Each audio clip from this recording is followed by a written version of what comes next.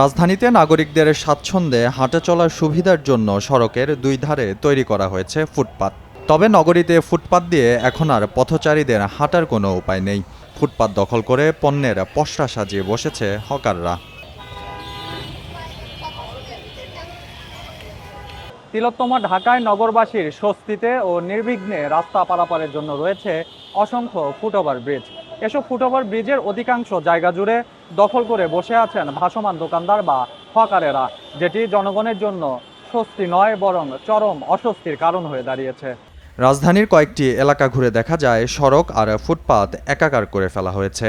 উত্তরা, খিলক্ষেত, বাড্ডাসহ বিভিন্ন এলাকার সড়কের দুধারের ফুটপাত ও ফুটওভার ব্রিজ সম্পূর্ণ দখল করে রেখেছে হকাররা। ফলে পথচারীরা একরাশ বিরক্তি আর ঝুঁকি নিয়ে যানবাহন চলার পথ দিয়েই করছেন হাঁটা চলা।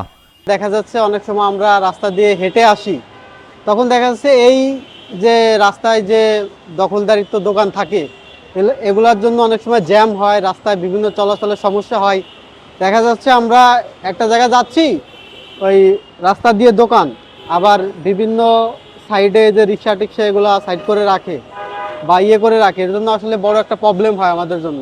প্রথমত হচ্ছে ফুটপাত দখল করার ফলে মানুষ যখন ফুটপাতে যখন হাঁটতে যায় তখন সেটাতে মানুষ হাঁটতে পারে না।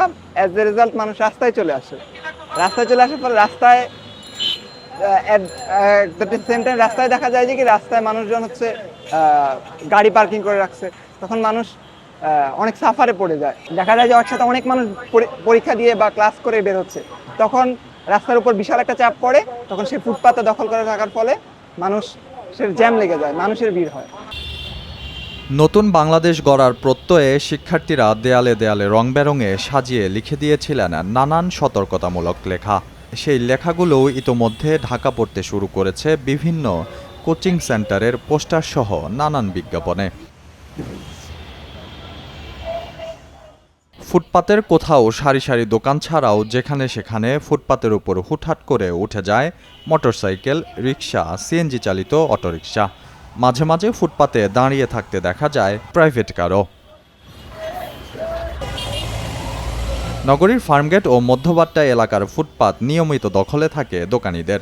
সড়কের পাশে ফুটপাত না থাকায় বাধ্য হয়ে সড়কে চলাচল করতে গিয়ে মাঝে মাঝে দ্রুতগতির গাড়ির সাথে ধাক্কা খেয়ে আহত হন অনেক পথচারী। ফুটওভার ব্রিজ থেকে শুরু করে ফুটপাত, এটা আমরা দখল চাই না, এটা আমরা রাস্তা দিয়ে হাঁটতে চাই ভালোভাবে। একটা অঘটনও ঘটে যেতে পারে, এটা রিক্সা মাঝে মাঝে দেখেন ফুটপাত দিয়ে সাইড দিয়ে আবার রিক্সাও চলে মাঝে মাঝে, সেই জন্য বিপজ্জনক একটা অঘটন। যেমন সেদিন আমি পর্যাপ্ত বুকে ব্যথা পাইছি পরে দেয়া। হকাররাও গরিব মানুষ, আসলে ঢাকায় উদ্দেশ্যে আসছে, তাদের জন্য সরকারেরও কিছু করা উচিত, আবার আমাদের ফুটপাতটাও থাকা উচিত যেন আমরা হাঁটতে পারি। নগর পরিকল্পনাবিদরা বলছেন রাজধানীর ফুটপাতগুলো দখলে থাকায় শহরে যানজট এবং দুর্ঘটনা বাড়ছে। ফুটপাতকে পলিসিতে যেভাবে বলা আছে সেটাকে প্রায়োরিটি দেওয়া উচিত, 1 নম্বর। 2 নম্বর হচ্ছে ফুটপাতের মধ্যে যত ধরনের হাঁটার প্রতিবন্ধকতা সৃষ্টি করে, এই ধরনের যে কোনো কিছু, এটা যদি হকার হয়, যেগুলো অবৈধ হকার, তাদেরকে কিভাবে গাইডলাইনের মধ্যে এনে দিয়ে হাঁটার জন্য একটা কন্টিনিউয়াস একটা রাস্তা তৈরি করা, যেন মানুষ সব জায়গায় হেঁটে যেতে পারে। সেইটা ফুটপাতকে বিচ্ছিন্ন চিন্তা না করে নেটওয়ার্কের মধ্যে চিন্তা করা, যে আমি শহরে এক জায়গা থেকে আরেকটা ডেস্টিনেশন, অরিজিন থেকে ডেস্টিনেশনে আমি ফুটপাত ধরে যাব, যে তখন এই ফুটপাত গুলোকে ডিজাইন করা সম্ভব হবে। আর ইভালুয়েশন করা দরকার, যে ঢাকা শহরে যত ফুটপাত আছে তার এক ধরনের মান কেমন আছে সেটা ইভালুয়েট করা, সেখানে কোথাও ইনভেস্টমেন্ট বাড়ানো। কেননা যে পরিমাণ অবকাঠামোতে ব্যয় হয়েছে তার কি অংশ যদি ফার্স্ট পলিসি হিসেবে ফুটপাতে ব্যয় হতো, তাহলে ফুটপাত গুলো চেহারা বদলে যেত। আর ওয়ার্ড ভিত্তিক ফুটপাত গুলো আলাদা আলাদা প্ল্যান করা দরকার, প্রতিটা ওয়ার্ড ভিত্তিক, শহর ভিত্তিক ভাবে ওয়ার্ড ভিত্তিক যদি ফুটপাত গুলো আমরা প্ল্যান করতে পারি, তখন বোঝা যাবে লোকাল লেভেলে কোথায় কি ধরনের চ্যালেঞ্জ আছে। ফুটপাতকে দখলমুক্ত করতে পারলে যানজট যেমন কমবে, তেমনি দুর্ঘটনাও অনেকাংশে কমে আসবে বলে মনে করছেন নগরবিদেরা। শুধু ফুটপাত দখলই নয়, দখলদারিত্বের মহড়া এসে শেষ হয়েছে মহাসড়কেও। আর এই মহড়ায় অংশ নিয়েছে ব্যক্তিগত যানবাহন ব্যবহারকারী থেকে শুরু করে রিক্সা চালক, ভ্যান চালক কিংবা দোকানদারেরাও, যা প্রতিনিয়ত তৈরি করছে জনদুর্ভোগ, ঘটছে নিয়মিত দুর্ঘটনা। মাহদি হাসান, কালেকণ্ঠ, ঢাকা।